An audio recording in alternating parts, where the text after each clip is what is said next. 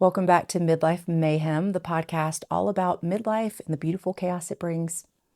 I'm Kim Branham, RN BSN and owner of Thin Space Wellness. Welcome back. Episode number 9. The topic is divorce. It is October leading up to Halloween, so I feel like it's totally appropriate to do this topic because I have some skeletons in my closet surrounding divorce. So I feel ready to purge those. Midlife has brought me a lot of ability to self-reflect, and I feel like I'm starting to really heal and get out some of the stuff that I need to, and this is really helping. Doing the podcast is really helping. So I knew when I started the podcast, I wasn't sure if even one person would listen, but it's helping me. And to hear from you guys, I've heard from so many people and cannot tell you how much your support has meant. My precious patients have been so sweet and supportive. And then people that I've never even met sending me messages, just thank you. Thank you for listening. I really hope that what's helping me to share can help other people. So the divorce topic today, I think I'm procrastinating, just talking around it. The divorce topic is a very sensitive one for a lot of people. I know that a lot of you are probably either going through a divorce, have been through divorce, have thought about divorce, are thinking about divorce, or have been touched by divorce, whether it's your parents getting divorced, a sibling, close friends, family members. Divorce is very similar to me to trauma in the sense that it impacts, it's like a ripple effect. It impacts everyone. It impacts your community, impacts your school, your work, it impacts everything, everyone it touches. So I'm going to go back and talk about some of my experience with divorce and share some of my personal journey with that. Clearly, Stephen and I are divorced, not from each other, but we're a blended family. So we both have been divorced. And I told Stephen, it's 2:30 in the morning, Colorado time. I'm learning that the night before I record a podcast, I'm thinking about the topic when I go to sleep. And then I wake up at 2 or 2:30 in the morning and my brain is just spinning with all the things I want to talk about. So I just go ahead and get up and do it. And it's quiet in the house most of the time. Last podcast, Stephen did wake up in the middle of it and I heard him walking around and doing dishes and I heard my dog outside my door and I got really distracted. So I told him last night, if I wake up and do this podcast in the middle of the night and I hear you, I'm going to put eye mask on you and you can do this recording with me. So I have a feeling that he will not step out of the bed this morning. Okay. All right. So going to my experience with divorce. As a very young child, I knew what divorce was. My dad had been married prior to my mom. I have a half brother and sister from that marriage. They got divorced. My dad married my mom and had me and my little brother. My mom was killed in an accident.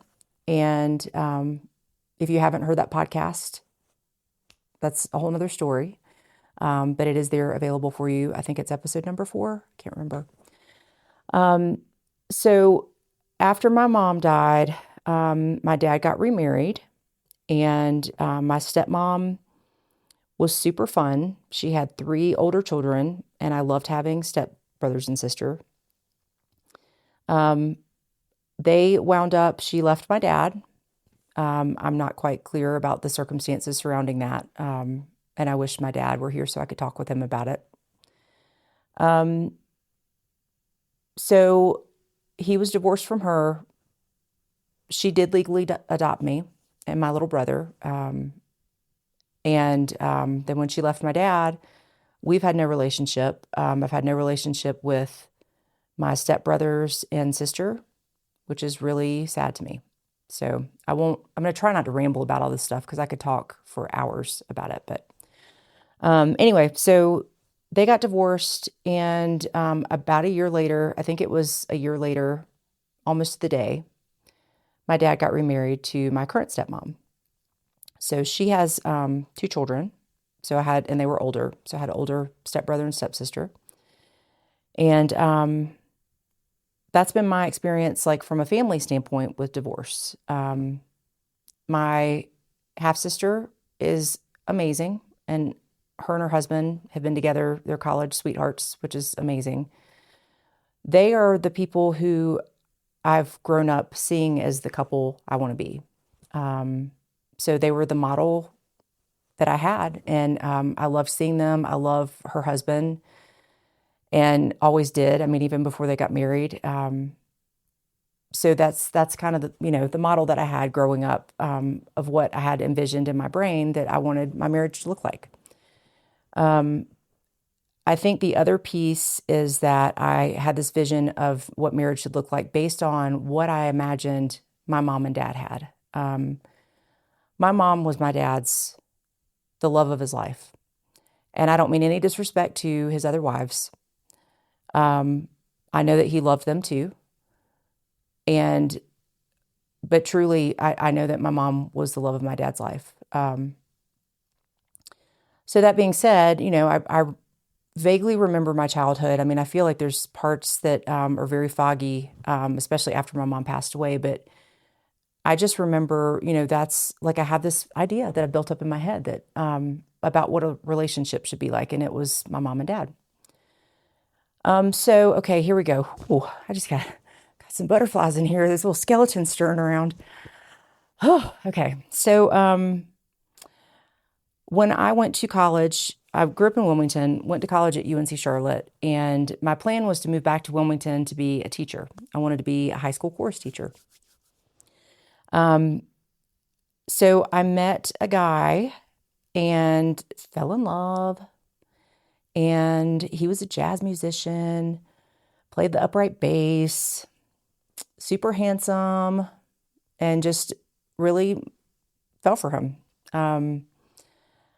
And there came a time where graduation started creeping up, and looking back on it now, I didn't know this then, obviously, but looking back on it then, I felt like I was either going to move to Wilmington or I was going to marry this guy and start a family is what I wanted. So we got married, and I don't know how many people know this about me, but we got married as soon as I got out of college. We were married for about 9 months and separated. I knew pretty quickly after, I think I knew the day of my wedding that it was not the right thing, but I just chalked it up to pre-wedding jitters. I remember my dad walking me down the aisle, and before he did, I was bawling, like absolutely bawling. And I remember him looking at me, and he was like, this is going to be okay. This is going to be okay. And it didn't turn out the way I thought it was going to turn out, but guess what? It's okay. Dad was right. It's okay. So we got married, bought a house, and I realized very quickly I wanted to get up and go running. I loved running. I was very active. I'm a morning person, clearly. And my husband at the time was not. And so there were a lot of late nights for him and a lot of early mornings for me. And we were going two different directions. And I feel like our vision of what marriage looked like was very different, which I didn't realize before we got married. So we separated at 9 months. That was very challenging for a lot of reasons. Thinking back, I felt like such a disappointment in my family. And I felt so ashamed of just feeling like a failure. I remember asking my ex-husband, we were out on the porch of our house, and I just looked at him and I was like, how would you feel if we separated for just a little while? And he was like, oh my gosh, like the weight of the world would be taken off my shoulders. And my jaw hit the floor. I wanted so badly for him to want to be with me and want to make it work. And he did not. So there we go. So moving on, at that point I had become a jazz musician. He was the person responsible for pushing me to becoming a jazz singer. I was a professional jazz singer for a very long time before I became a nurse. So he was a great guy, great musician. And I really don't have any hard feelings towards him. I had this picture in my head that I was going to graduate college, get married, have a family, and that was how it was going to be, until it wasn't. So there you go. There's my, whew, that feels better. Get off my chest. There's that skeleton. Get out of here. Okay, so moving forward, I, at that point, had become a professional jazz singer in Charlotte. So I stayed in Charlotte and hired a drummer because my regular drummer was not available for a gig, and hired a drummer. And the first time I met him, I thought he was the biggest jerk in the world. Like, he, in between every set, he was on his phone, didn't give me the time of day. And I was just like, I love talking to people. I love getting to know people. And I was like, this guy's such a jerk. But anyway, I had to use him again because my drummer, again, was out of town one time. And then he was really nice. So I there's a 19-year difference. And we started dating, fell in love, got married. Again, in hindsight, I feel like I had the vision, like, oh, this is it. This is it. This is, the vision I had was to have this marriage. I want to have children. I want to have a family. Trying to like replicate what my vision of my mom and dad's relationship was. So, needless to say, second marriage failed. Again, I felt so much shame. I remember driving down to Wilmington and sitting down with my dad and telling him I'm getting divorced. And that was one of the hardest things I've ever had to tell my dad. I think that my family got really close to my ex-husband. My first husband, they knew, but we weren't together very long. But I'd been married, gosh, how long were we married? 7 years? Yeah, I think we were married 7 years. We have a son together. He's now, he's turning 18 next month. Good grief. So he'll be graduating high school this year. But it was really hard. And my son at the time was 3. And the reason for divorce, I mean, it's like, the first marriage, just, I feel like I realized like that we're not compatible, and I did want to make it work, but I don't think that was reciprocated. The second marriage, yeah, it's really hard to explain, and I'll do my best. I'm going to have a big old sip of coffee. I promise it's not alcohol trying to get me through this podcast. Okay, so everybody has different reasons for divorce. And I feel like I spent the majority of my relationship with my second husband being his cheerleader. He's a narcissist. And I feel like everything was always about him. And about, he was always a victim. Again, musician, he never made it big enough. He should have been famous. And I just feel like there was nothing that could make him happy. And me being the people pleaser I've always been, I wanted to do everything in my power to make him happy. So when I was pregnant with my son, and he had to go on medication to deal with the anxiety of becoming a dad. And it was, again, I feel like always not about me being pregnant in this happy time. It was about him and the impact it was going to have on him to become a father. So that was a really hard time when I was pregnant, because I feel like a lot of joy was taken away from that time in my life, trying to deal with my ex-husband. So I specifically remember when I was 8.5 months pregnant, big old belly. I love being pregnant. Oh my gosh, I would be pregnant like all the time if I could. I love being pregnant. But I painted a big pumpkin on my stomach. We were having a baby shower just toward the end of October. And I painted a big pumpkin jack-o'-lantern on my belly. And we were going to take a picture of my ex-husband holding my belly like he was holding a pumpkin. Excuse me. And I remember having a major argument that morning. And I was like, just forget it. And we're having this argument with my precious belly painted. And I almost just gave up on the picture because I was like, this is not worth it. It's not worth the stress. And he finally came around, but the argument was just about the stress of having a baby and how hard it was going to be. And he's old, and what's going to happen when the baby's 20 and he's really old, and oh my gosh. So anyway, so we did take the picture and had it hanging on our wall for a lot of years, and it was a precious picture. But I really, after I had my son, I feel like that experience of pregnancy really changed me. It really made me grow up and look at things with a different set of eyes. I changed from being a complete people pleaser to just a partial people pleaser, where I was starting to recognize that in my life up to that point, I had not really cared for myself. I put everybody else before myself, and I was really sick of it. I was really tired of doing it. And it's not like it did feel like a light switch went off, but it's not like I completely eliminated the people pleaser part. Anyway, so I talked with Donnie and told him that I didn't want to be married to him anymore. And we tried to work it out. And I moved upstairs in our home for, I think it was about 6 months. And then we started going to counseling. And I remember the first day of counseling, I took that pumpkin belly picture and showed the counselor. And I said, this is why I would like to get a divorce. Because we have pictures all over our house, these precious pictures. And every time I look at them, there was some argument, there was some issue behind the pictures.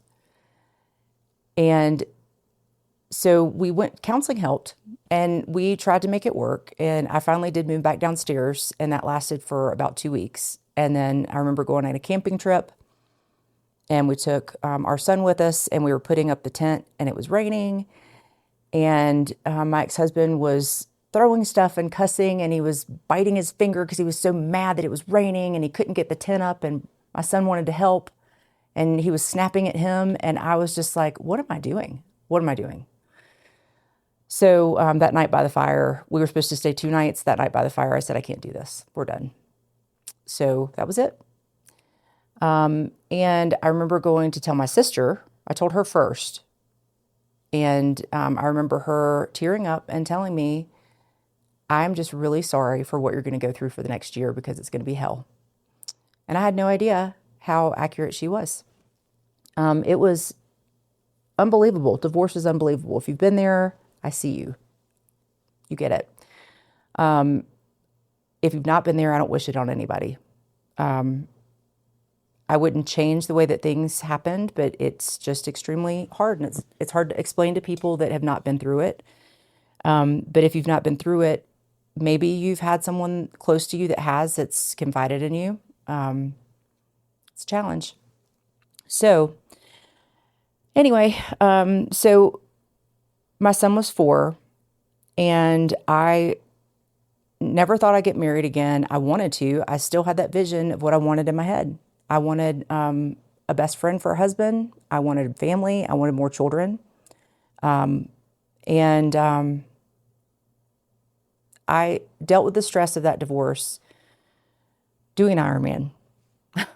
Go big or go home, right? So I did an Ironman, and that training was absolutely amazing for so many reasons. But that was my stress relief. Now, in focusing on divorce and how hard that was, let's back up and talk about that a little bit more. My last podcast that I did about how relationships change in midlife, all relationships are changed by divorce. And divorce severs not just the marital relationship, but it severs friend relationships, it severs family relationships, especially when everybody's involved. And so this was my second husband. Everybody, like, for them to just jump back in and accept another man, me bringing another man into my life, marrying him, having a child with him, and accepting him as part of the family. And then, oh, guess what? Nope, I'm getting divorced again. That's hard. I still feel so much shame about that. I feel horrible. I feel horrible because it was so hard on my family. It's like they're divorcing him too, except they're not, because they, I don't know. It's just hard. It's hard. It's like, do you take sides? Do you like still talk with how does all that work? It's so crazy. And then as the family members, when my ex-husband and I weren't getting along, and then we have some event, some social event for our son, and my family's there, and he and his family are there. It's like, how does all this work? And it's no different than with Stephen and his ex-wife and their family, which I'll let him speak to another time. But it's hard. It's hard on everybody. It's hard on my ex-husband, I'm sure. It's just hard on everybody. So I definitely appreciate the support of my family, and I do feel bad. Anyway, moving right along. So Ironman. Started doing Ironman, training for Ironman. I did Arizona 2012. I think it was 2013, somewhere in there. One and done. Let's just say that. So the next step for me was that I was taking care of one of my very bestest friends. She had surgery, and she was at my house. And I was taking care of her for a couple days, and I was so just like, she was tired of hearing me whine. And I was tired of hearing me whine too. Not that she really was, but she finally was like, you know what? I'm tired of hearing you whine about this. Like, I was like, okay, I don't want to go to bars to meet guys. How do I meet guys? I want to be married and have children, but like, how do you even meet people?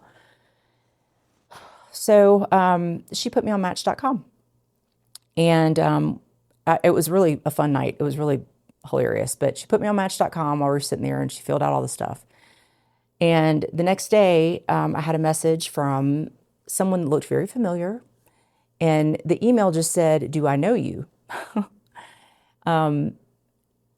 And I knew I recognized him, and I was like, oh my gosh, that's Party Bus Steve. So it was my husband, Steven. Spoiler alert, right? So I looked at his profile, and I was like, this guy's full of crap. Excuse me for saying that. But I was like, this is ridiculous. Like like there was a picture of him in scrubs, and he was saying he was a PA, he's a medical professional. Well, Steve at the time that I knew him as Steve, he and his ex-wife used to come see me sing all the time. So he and his business partner would come sometimes, and his ex-wife would come sometimes with him. But I remember I used to sing at Blue Restaurant in the Hearst Tower. I don't know if any of you are from Charlotte, but every Saturday night I was there. And it was the most fun gig ever. That place was kicking. It was just awesome. But when you come into the front door, you walk around, and then there's a stage. So it's like this circular entrance. It was a beautiful restaurant. And I remember every time he would come in, I'd see him walk around the corner, and you could see the energy change in the room. Like the bar was packed with people. And you could just see this ripple effect of like this positive energy. Like he just lifted people up, and I felt it when I was talking to him. Like we would talk on break sometimes, and it never felt like anything like, of course he's handsome, but it was never a romantic thing. It was just like, what a great guy. He just would light people up. And so we got to know each other just a little bit that way. I remember when his wife was pregnant at the same time I was, so we talked quite a bit about that stuff. Our kids had the same due date, which was crazy. And then Colson, his son, was born 2 weeks premature, so our two boys are only 2 weeks apart. But I just remember him in that light, just that, just amazing, like just that ripple effect of like positive energy.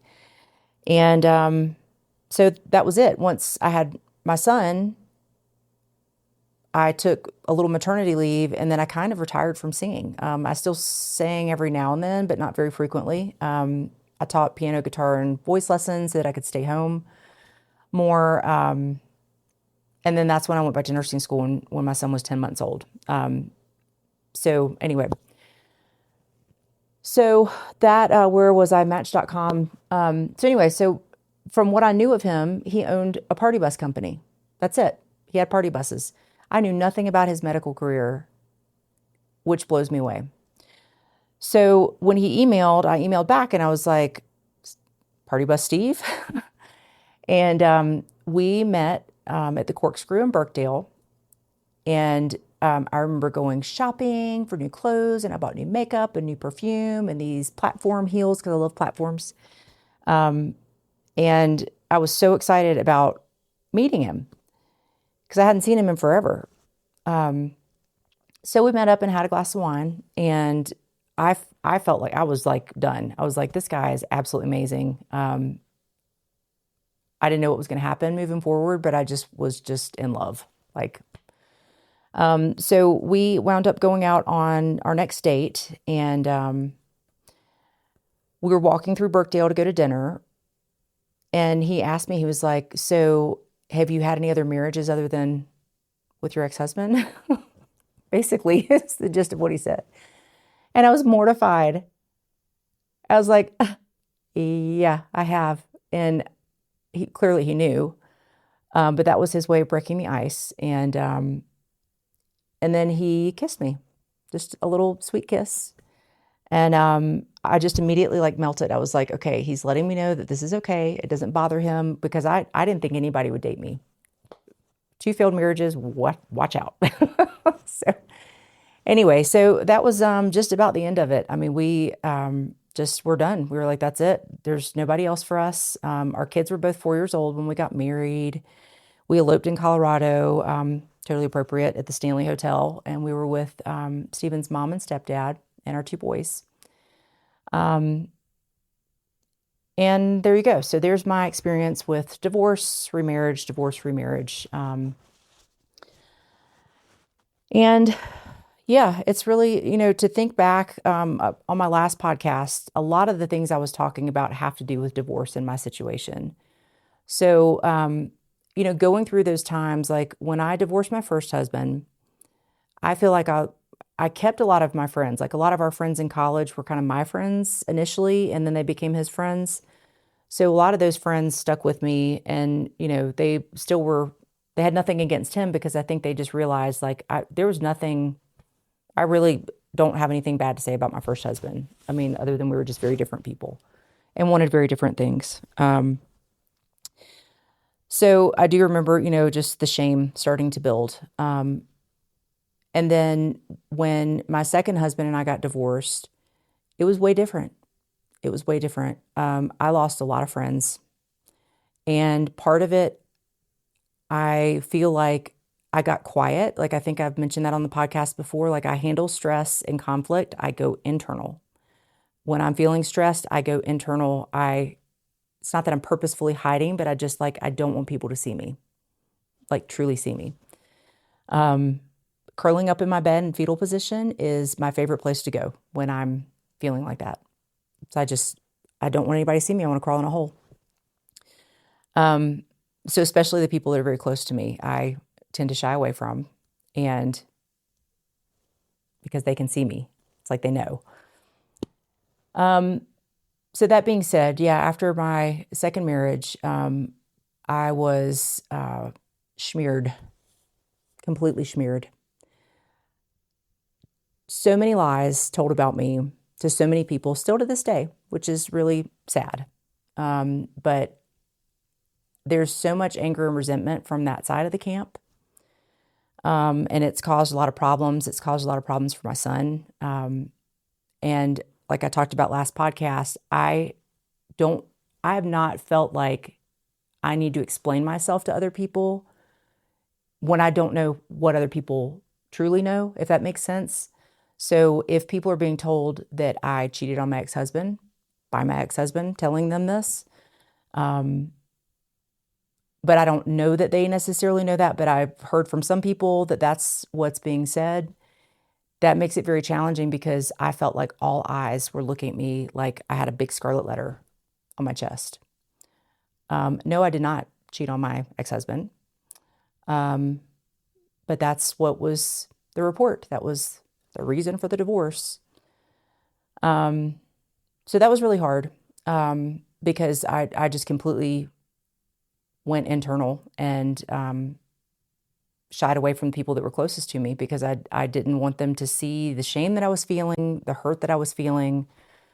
That shame from divorce, just, I don't know that it ever really goes away. I mean, I'm still embarrassed. I'm super embarrassed recording this podcast. Like, I've been married 3 times now. Winner.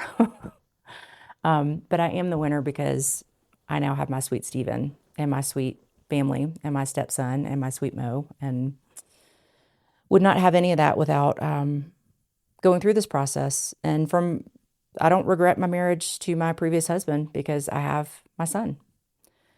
So anyway, I remember my dad, when I moved out of the house officially from my last marriage, my dad was going to take, sorry, shoot, I'm going to have to edit that part out. Sorry, I was trying not to use names, so I did edit that. But my dad met me halfway between Wilmington and Charlotte to take my son so that I could have a week to get moved out of the house and into my new home. When I met my dad was just my comfort. And seeing him just felt so good to give him a hug. And I was having such a hard time and just feeling like that big embrace of acceptance and that it was going to be okay. I needed it so bad. And so he hugged me. And before they pulled off, he looked at me and took me by the shoulders. And his jaw was trembling. And he said, "Kimberly, I need you to tell me the truth." And he said, "Have you lied to me about anything? Or is there anything you need to tell me?" And it broke my heart that my ex-husband was, anybody that would listen to him, even the people that wouldn't listen to him, he was telling them horrible things about me, horrible, untrue things. And for my dad to question me, I appreciate. But at the time, it hurt a lot that would even be a question. But it's a legitimate one when you're being told repeatedly horrible things about your daughter. At least he had the decency to ask me, because a lot of people didn't. A lot of people just assumed. And anyway, that was a really hard day. But my dad just said, "Okay, let's put it to bed then." And he believed me, which meant the world to me, because he didn't even have to ask me in the first place. That really meant a lot to me. So anyway, that being said, those are the pieces of this very rambled podcast, and it's a very long one. I apologize for being so long-winded.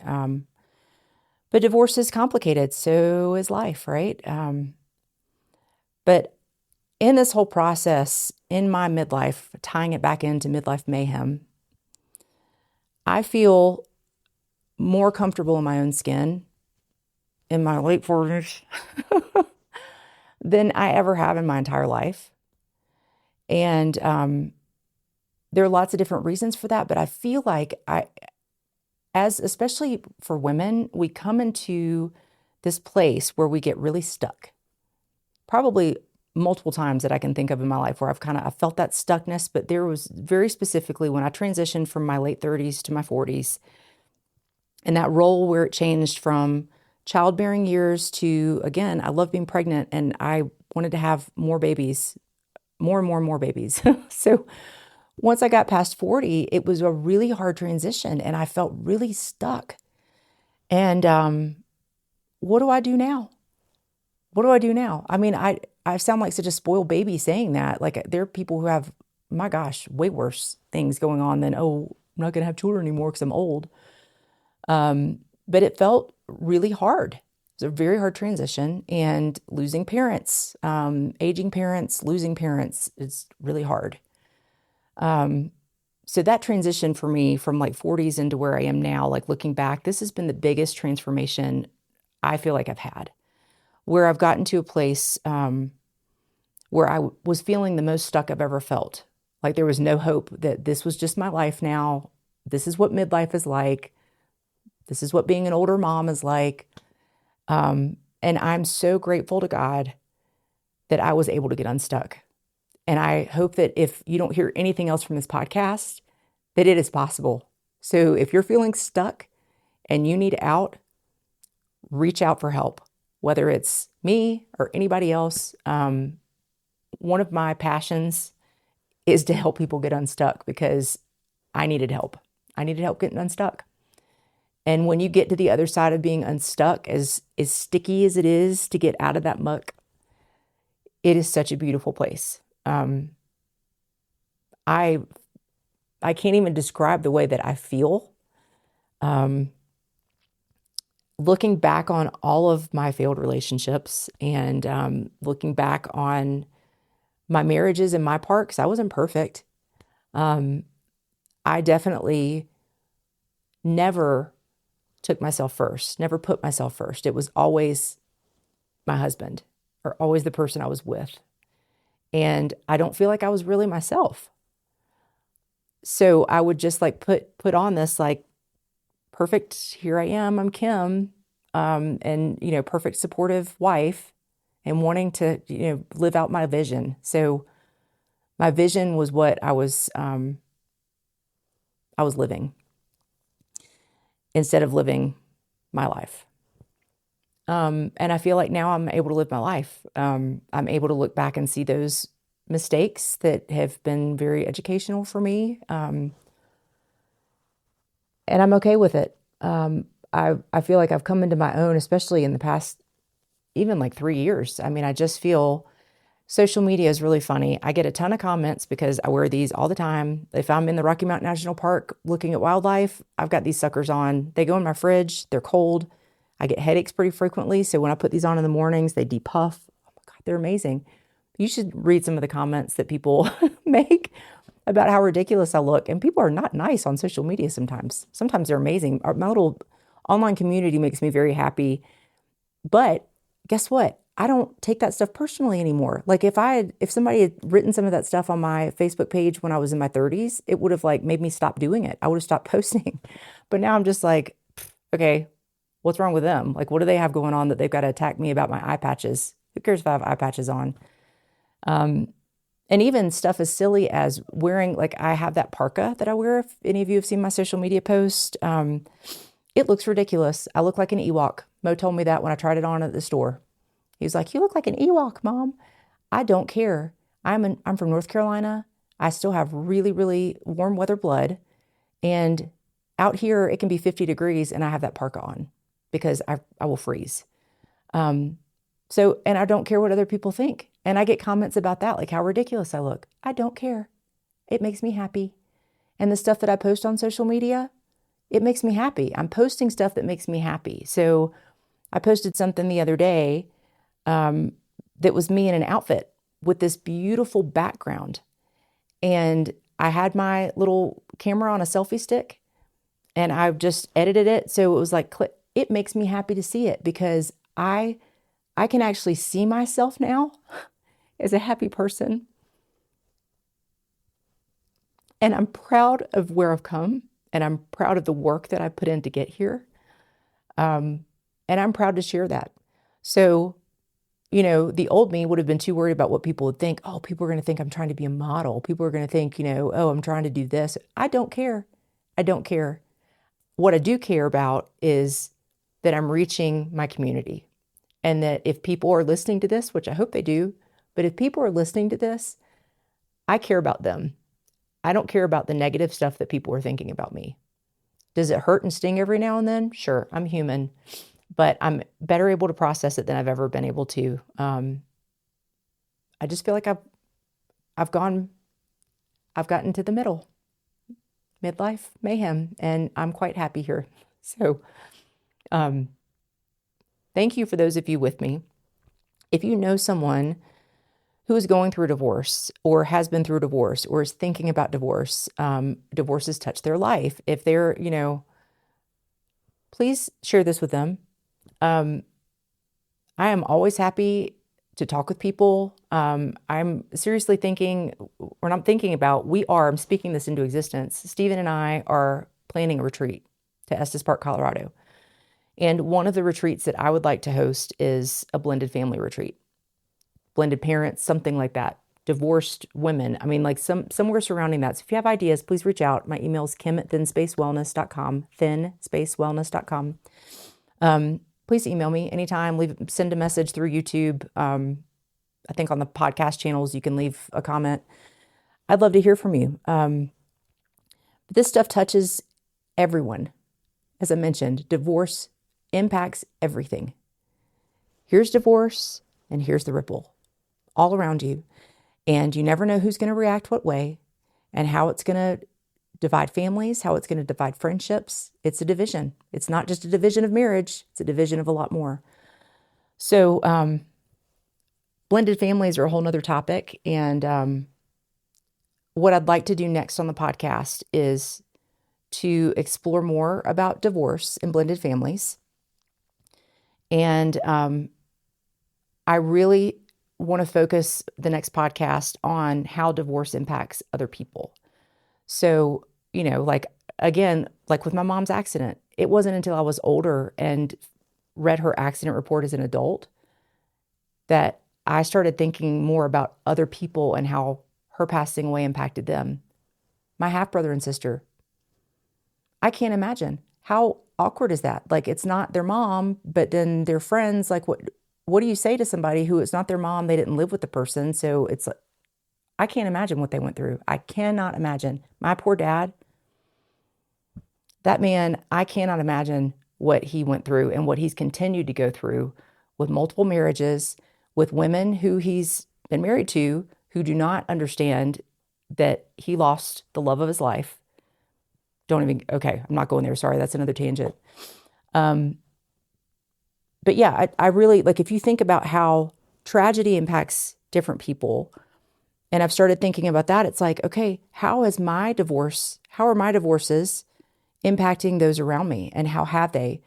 My children, my stepson, my son between me and Stephen, my family members, their kids, my neighbors, the school systems, teachers, my ex-husband, his new wife, their family. I mean, it's just, the list goes on and on. So, again, I do apologize. Not really, though, but I do apologize that this is so long. Thank you for listening.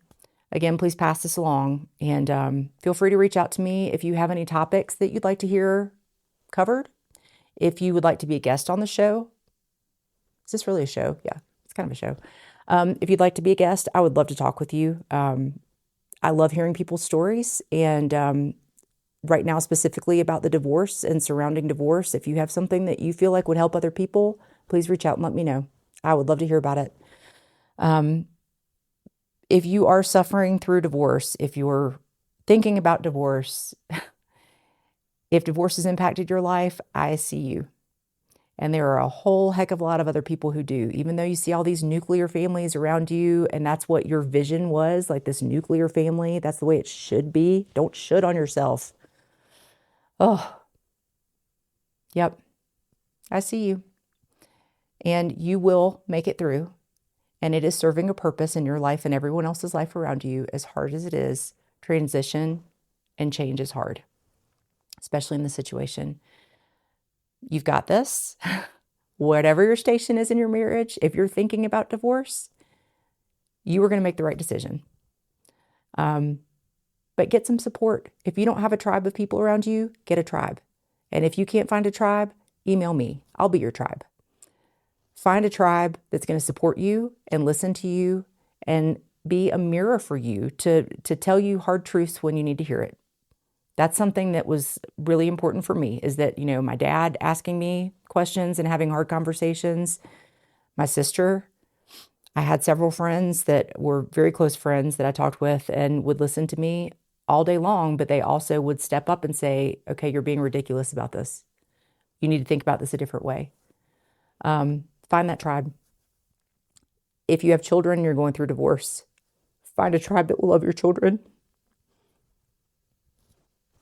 And that's all I have to say about that. Whole nother episode. So thank you for hanging with me. If this touches one person and helps one person, that makes me happy. This has helped me. It's all very healing to be able to talk about this and feel comfortable doing that now, because up until this point, I don't know that I could have done this podcast and been this transparent. So thank you for giving me the space to do this. I'm not leaving this on tears. Okay. Hope you guys have a great week. Next Wednesday, I'll have another episode. I'll be interviewing some amazing, amazing people that have are going through divorce situations, blended family situations. So hang with us and please share this if you know someone that it would be helpful for. Take care and have a good week. Bye.